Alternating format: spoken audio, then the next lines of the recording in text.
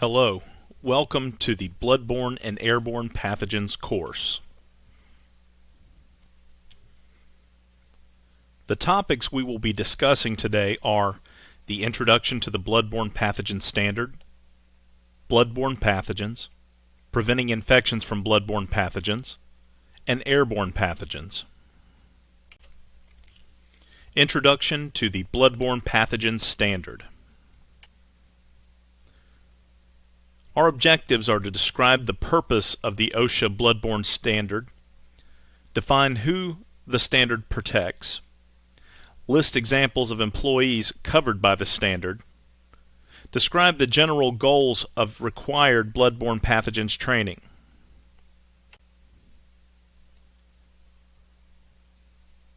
In 1992, the U.S. Occupational Safety and Health Administration created the standard for bloodborne pathogens to eliminate or minimize employees' exposure to human blood and other potentially infectious material, referenced as OPIM, in the workplace. So who is covered? Well, all employees who as a part of their job may reasonably be exposed to blood and OPIM that may contain pathogens. Anyone whose job involves handling or possibly being exposed to blood or blood products or OPIM. Those covered under the Good Samaritan Law are not covered under OSHA. Pathogens are germs that cause disease. Bloodborne pathogens are germs transmitted from one person to another through contact with blood or OPIM. You do not need to directly contact someone carrying a bloodborne pathogen to be at risk for exposure. Risks also come from handling clinical specimens, biohazardous trash, blood or body fluid-soaked laundry, needles or other sharps. We will provide training on how bloodborne diseases are transmitted and their symptoms, protective measures to take to prevent exposure, and procedures to be followed if exposed. And this training will occur annually. The OSHA standard requires a written exposure control plan describing how to prevent exposures through use of engineering controls and workplace practices, universal precautions, personal protective equipment. It also requires record keeping. Exposure incidents reported on OSHA Forms 300 and 301, and training records to be kept for 3 years. A copy of our infection control plans and policies can be found in the Associate Handbook available on ePro.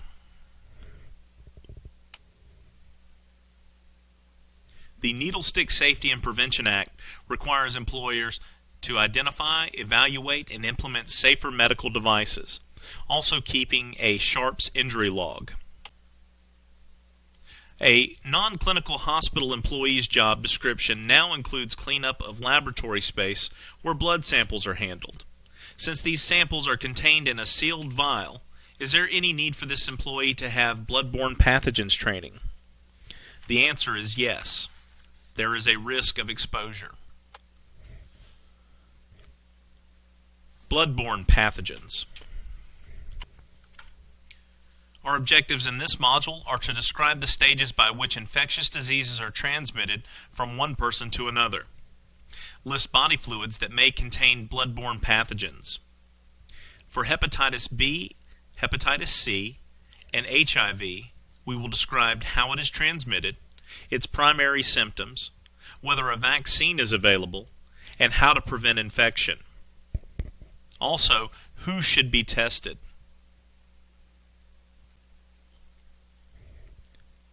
Stages of infectious disease transmission include someone who has the infection, the infectious pathogen leaves the infected person's body, the infectious pathogen reaches another person and enters his or her body through bloodborne transmission, airborne transmission, vector transmission, that would be mosquitoes or ticks, direct or indirect contact. Then the second person develops the infection. The following may be encountered in your workplace: hepatitis B virus, shortened to HBV, hepatitis C virus, abbreviated as HCV, human immunodeficiency virus, shortened as HIV. This is the cause of acquired immunodeficiency syndrome known as AIDS. In addition to blood, OPIM may include these human bodily fluids and anything contaminated with them: saliva containing blood, semen, vaginal secretions, breast milk, amniotic fluid, cerebrospinal fluid, synovial fluid, pleural fluid, peritoneal fluid, pericardial fluid, and any body fluid visibly contaminated with blood, including vomit and urine. Do exposures always cause infection? No. The risk of infection after an exposure depends on whether pathogens are present in the source blood or body fluid, the number of pathogens present, the type of injury or exposure, or how the infectious material gets into your body, and your current health and immunization status. So exposure is when you're simply exposed to a substance or pathogen. Contamination is when you're infected by the exposure.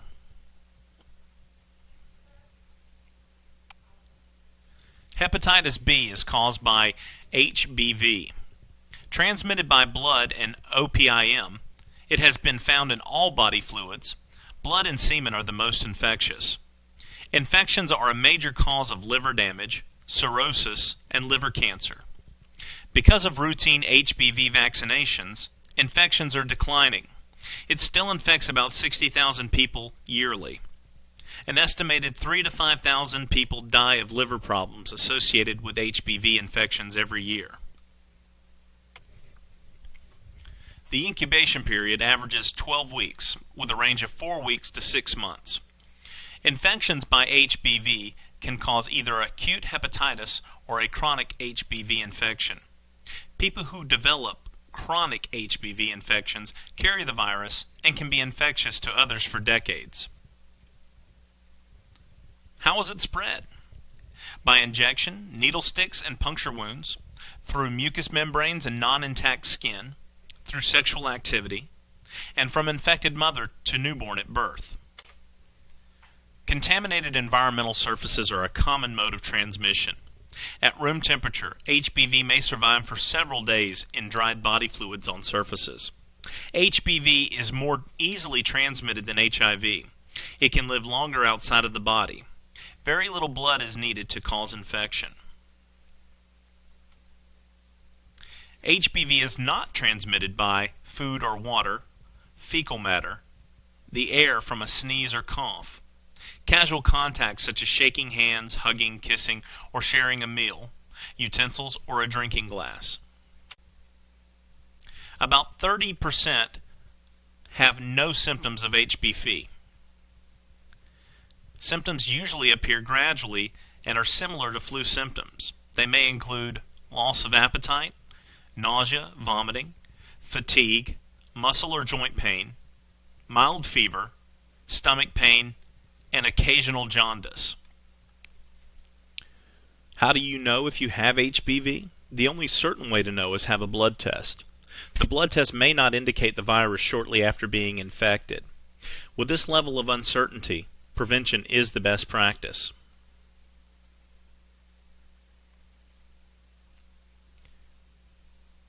The hepatitis B vaccine is the best protection against HBV. It involves no risk of developing hepatitis B. All 3 doses must be completed on the specified dates. Most common adverse reaction is soreness at the injection site.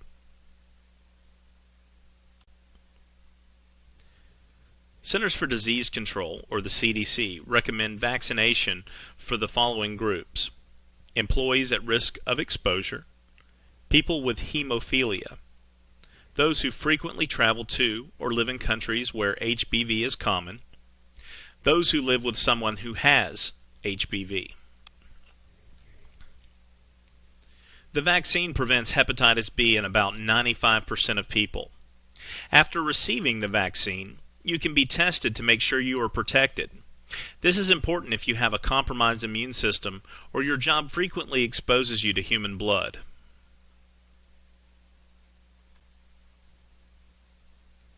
The OSHA standard requires employers to offer the hepatitis B vaccine to employees at risk at no cost, at a convenient time and place, and during normal work hours. Employees have the right to refuse the vaccination, but then must sign a declination form. Common reasons for refusing the vaccine are they are already receiving the vaccine, antibody testing shows immunity, and being allergic to the vaccine. You have the right to change your mind and have the vaccination at a later date. The OSHA standard requires employers to offer training and the hepatitis B vaccine before starting a work assignment. Explain to employees that vaccination is voluntary. Make certain employees receive proper medical treatment following any exposure incident. To prevent HBV infection, get the hepatitis B vaccine. Use barriers to prevent contact with any blood and OPIM. Handle sharps with extreme care and dispose of in approved sharps biohazard containers. Proper cleaning of contaminated surfaces is also necessary. Hepatitis C is a liver disease caused by the hepatitis C virus, or HCV for short. It lives in the blood of people with the disease and is spread via the blood. The incubation period averages 7 weeks, with a range of 3 weeks to 5 months. An estimated 3.2 million people in the U.S. have chronic HCV infection. About 26,000 new infections occur every year. Many people who carry HCV have some liver damage but do not get sick from it. Other people develop cirrhosis of the liver, resulting in eventual liver failure. In the general population, HCV is spread most often through drug injections with contaminated needles, from sharing personal items such as toothbrushes, razors contaminated with blood, from a pregnant woman to the fetus. Rarely it's transmitted through sexual contact. In healthcare, it's usually transmitted via direct contact with infectious blood through an accidental needle stick or sharps injury. Most infected people do not have symptoms. Some people feel one or more of these symptoms: fatigue, loss of appetite, nausea, anxiety, weight loss, alcohol intolerance, abdominal pain, and jaundice. How do you know if you have HCV? Blood tests can determine it. A false positive test can occur with HCV testing. Anyone who tests positive should have a follow-up test. False negative test results may also occur with HCV, usually shortly after infection when antibodies have not yet been developed. CDC recommends testing for healthcare workers who have been exposed to HCV positive blood, anyone who has used IV recreational drugs, anyone who has received a blood transfusion or organ transplant, or was on kidney dialysis prior to 1992, anyone treated with a blood product prior to 1987, and anyone with signs of liver disease. Treatment can be given to protect the liver from additional damage. HCV carriers can take preventive measures to avoid spreading HCV to others. There is no vaccine available for HCV and no cure. Preventative measures are therefore crucial. Handle needles and other sharps with caution. Use barriers to prevent contact with blood and OPIM, such as gloves or goggles. Avoid improper disposal of sharps in unapproved containers. So now we'll talk about HIV and AIDS. HIV causes AIDS.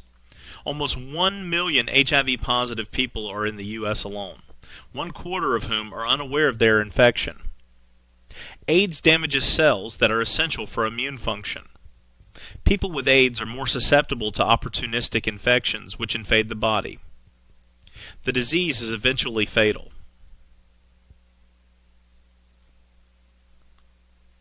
HIV is spread through an infected person's body fluids, including blood, semen, vaginal secretions, breast milk, and other body fluids or OPM if blood is present. Some healthcare workers are infected with HIV through work-related exposures involving blood or OPIM. Infection is most likely to occur with exposure to HIV-contaminated blood, blood products, or blood components through injection through the skin, unprotected mucous membranes, or an open skin wound. HIV is not transmitted through sharing a drinking glass, a meal, or eating utensil, kissing, hugging, or touching, being around someone who sneezes or coughs, sharing a phone or bathroom, or mosquitoes, fleas, ticks, or other blood-sucking vermin. Some have no symptoms of HIV and can take many years to develop into AIDS. Symptoms may include loss of appetite, weight loss, fever, skin rashes, swollen lymph nodes, diarrhea, tiredness, night sweats, or an inability to fight off infection. How do you know if you're infected? Well, a blood test is needed to determine HIV. The result is usually positive 12 weeks after exposure. A confirmation test is recommended 6 months after an exposure. No vaccine available, and there is no cure. Therefore, prevention is crucial. Regular hand washing, use of barrier devices, and universal precautions should be used when handling any OPIM or blood. So in conclusion, all of the bloodborne pathogens mentioned have the potential to be infectious. A healthy amount of caution is needed when performing your day-to-day job functions. Complacency can lead to mistakes, and in our profession, mistakes can be fatal. Preventing infection from bloodborne pathogens. In this module, we will be discussing the following topics: engineering controls, work practice controls, personal protective equipment or PPE, universal precautions, emergency procedures for unexpected exposure, and exposure control plans. The OSHA standard requires employers to use strategies to reduce occupational exposures. These can include the following: needleless IV systems, self-sheathing needles or syringes, hand-washing facilities, sharps containers, and biohazard labels. Sharps pose a great risk to healthcare workers. Safer needleless systems are now used. Our needles have shields that help prevent accidental sticks. We review these systems annually and ensure we are using the safest products. We use approved sharps containers for disposal of these needles. All potentially infectious waste must be disposed of in a labeled red container or in red bags that are clearly marked with a universal biohazard symbol. Contaminated equipment and heavily soiled linens should be placed in these containers or bags until proper cleaning procedures are completed. Work practice controls can include using PPE, hand washing, decontaminating and sterilizing of equipment, safely handling sharps, correctly disposing of wastes, and safely handling soiled laundry. Hand washing facilities are provided and should be utilized. Waterless antiseptic hand cleanser is provided and should be used when hand washing is not possible. Hand washing guidelines include washing any skin that is exposed, ideally with antibacterial soap, immediately after an exposure. While scrubbing, be gentle with any scabs or sores. Wash all surfaces, including the backs of hands, wrists, between the fingers, and under fingernails. Wash hands immediately after removing gloves or other PPE. Antiseptic towelettes and waterless antibacterial hand cleanser can be used when soap and running water are not available. After a potential exposure, a thorough scrubbing with soap and water is still recommended as soon as possible. Cleaned and sterilized all reusable sharps, such as knives and shears, after use. Decontaminate equipment and working surfaces, bench tops, and floors with an approved disinfectant. This should happen at the end of a work shift, as surfaces become obviously contaminated, or after any spill of blood or OPIM. Be sure to disinfect jewelry and watches after hand washing.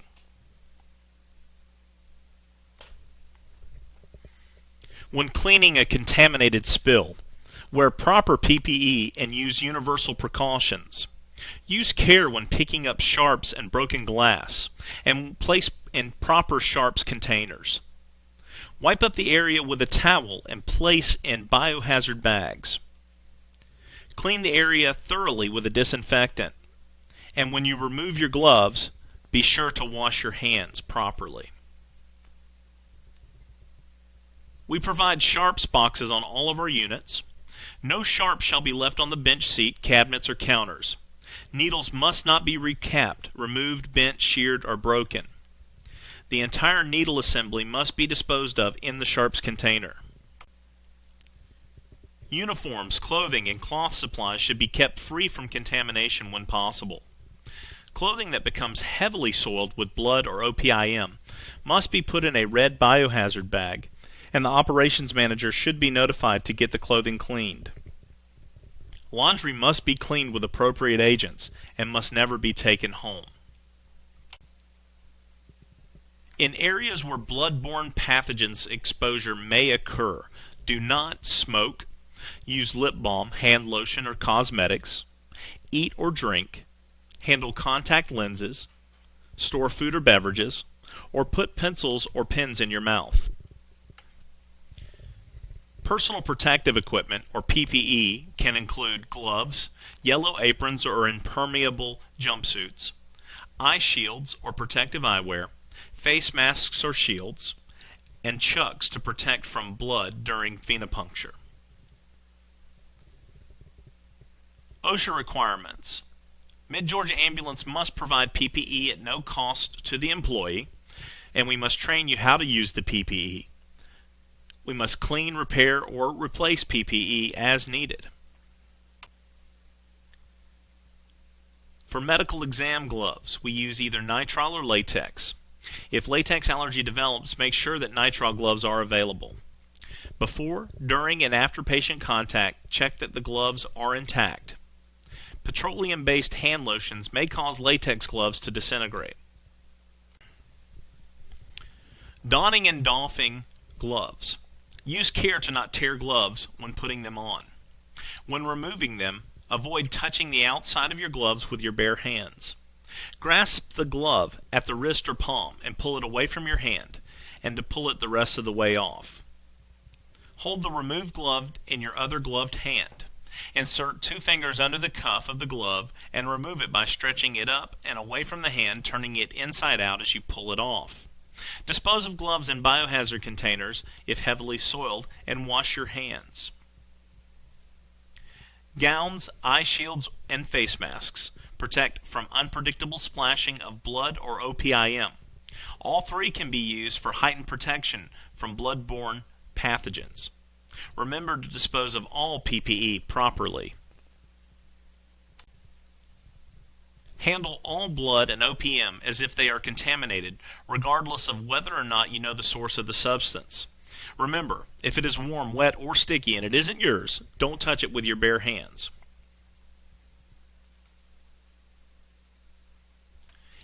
Emergency procedures for exposure incident are as follows.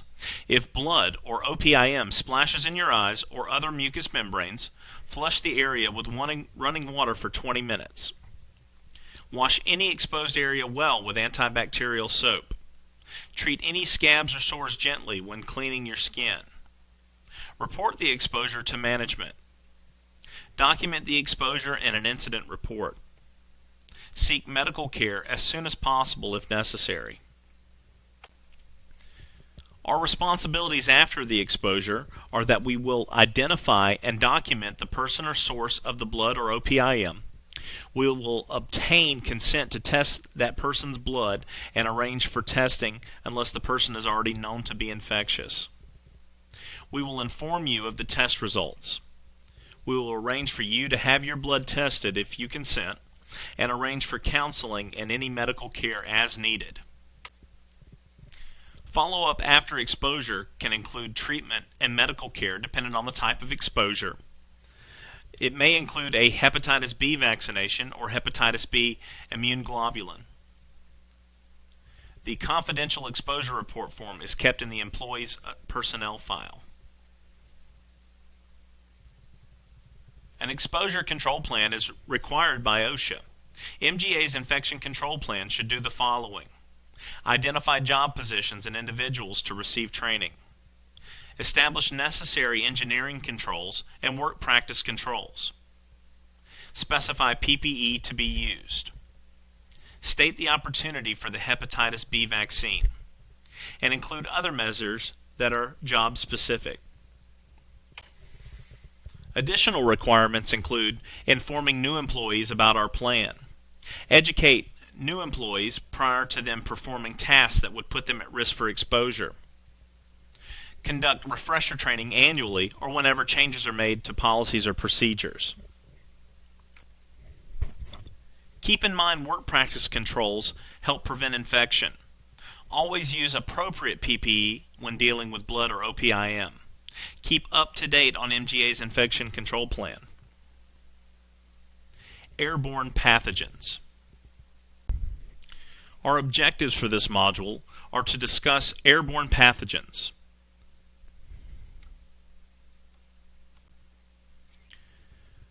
OSHA regulations for specific employee protections are not currently mandated, but OSHA expects employers to protect employees from known hazards.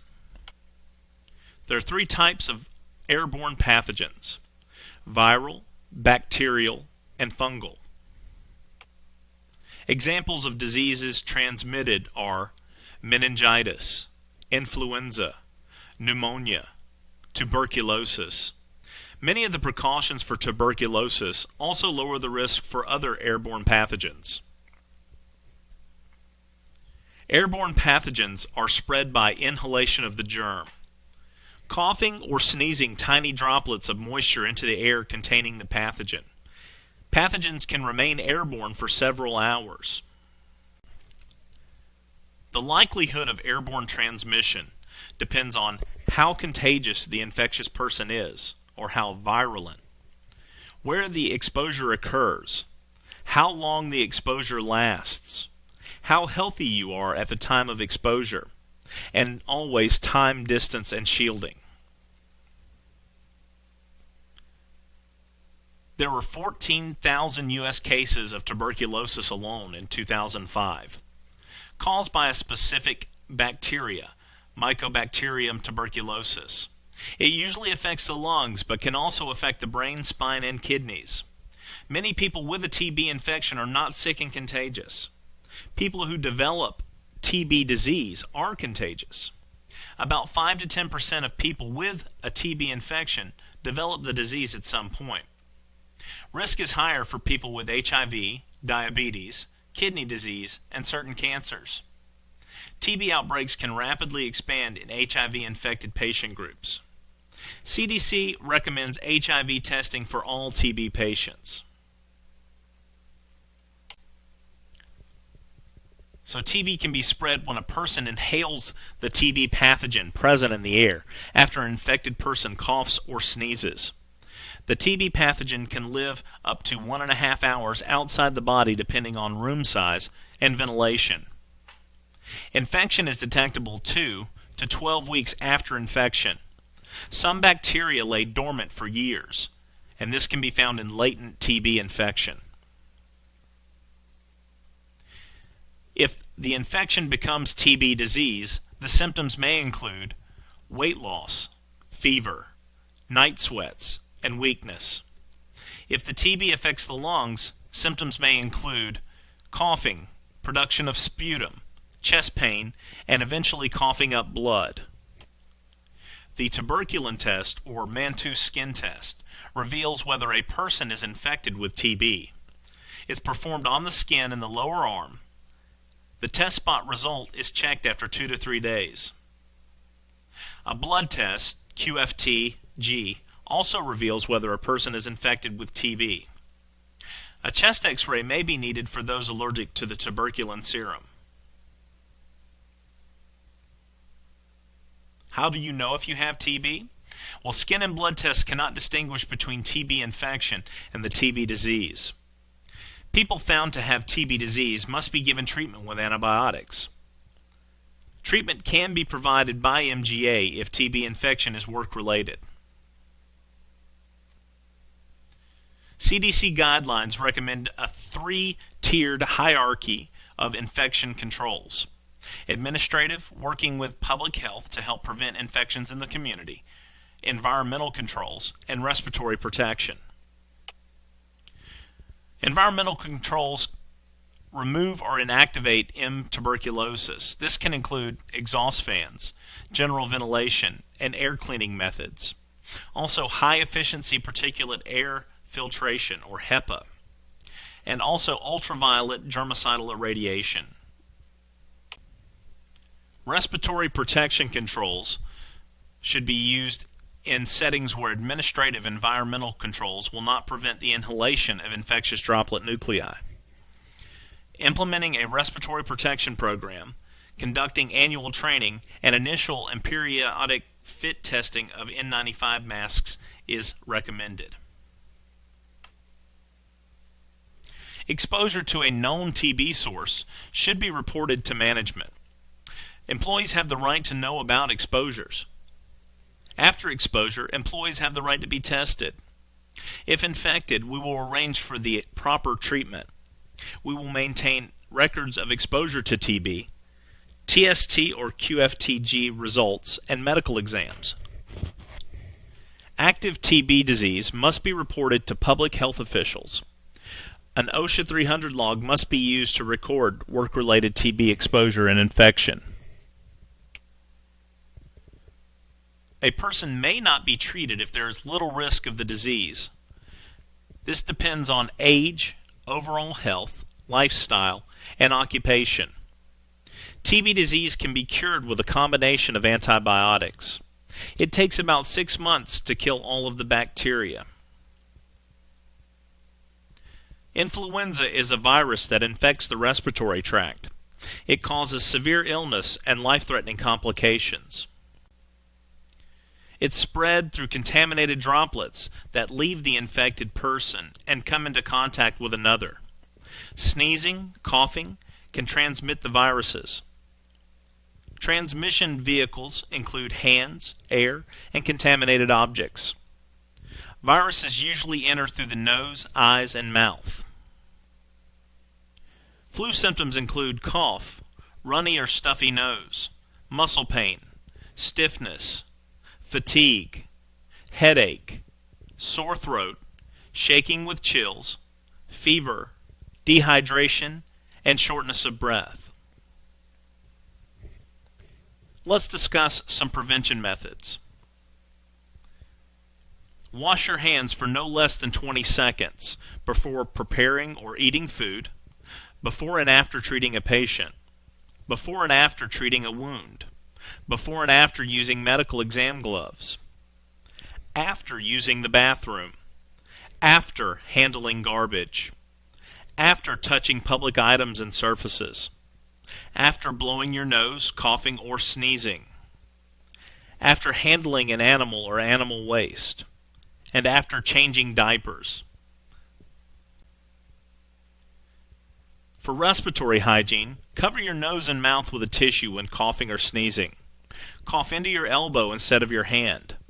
Dispose of tissues in the nearest receptacle. Avoid touching your eyes, nose, and mouth. Wear a surgical mask when treating a patient with cold and flu symptoms. When any patient presents with cold, flu signs and symptoms, it is in the best interest of the crew to don surgical masks to reduce the intake of microscopic droplets in the air that may be spread by coughing and sneezing of the patient. The use of social distancing is important during flu season. Avoid or limit time spent in crowded settings. Avoid close extended contact with patients with cold and flu symptoms. Stay at home if you are sick with a fever. Keep children at home if they are sick with a fever, as schools can become places where children can become easily infected by a child who has a low-grade fever and is infectious. Heed the warnings of public health and get immunized against the seasonal flu and other influenza that may have vaccines that season. Remember to take care of yourself. Stay home if you have a fever. Get plenty of rest. Drink lots of fluids. Take medicines to relieve flu symptoms. Call your doctor if fever develops or persists. Consider wearing a surgical mask when leaving the home. When taking care of others, avoid mingling personal items. Disinfect doorknobs, switches, handles, toys, and other surfaces touched around the home or workplace. If not, this could lead to secondary infection. Wash all linens that are in direct contact of the sick. Wash hands frequently. Use universal precautions when dealing with all patients. The seasonal flu occurs annually, and most people develop an immunity. A vaccine provides additional immunity, but still 36,000 people die annually. Bird flu infects wild birds and domestic poultry. It can have a higher death rate than seasonal flu. Bird and swine flu has jumped species recently to infect humans. There is concern that humans can infect one another if the virus mutates. Historically, if a pig has a disease, then it can easily jump to humans. An epidemic is an outbreak of a disease in a community or region. Pandemic is an epidemic that spreads throughout the world. The World Health Organization has determined that the world is closer to another influenza pandemic than any time in the past 50 years. Pertussis, or whooping cough, has become more of a looming threat within the past few years. Rise of infections have stemmed from the immunization scare recently. The Tdap, or tetanus, diphtheria, pertussis vaccine is available at your local health department and has been recommended for all healthcare workers. In conclusion, airborne pathogens are a real threat to healthcare providers. Universal precautions, including the use of a mask, are recommended when a patient has signs and symptoms of the cold or flu. Get immunized and take precautions during flu season to avoid infection. In conclusion, know your risks in and out of the workplace. Use universal precautions and personal protective equipment and body substance isolation when dealing with patients. Get immunized. Remember to report any exposures due to the fact that infection is hard to detect until sometime later. Remember, use a healthy dose of caution and the proper amount of personal protective equipment so everyone goes home safe at the end of the shift. Thank you.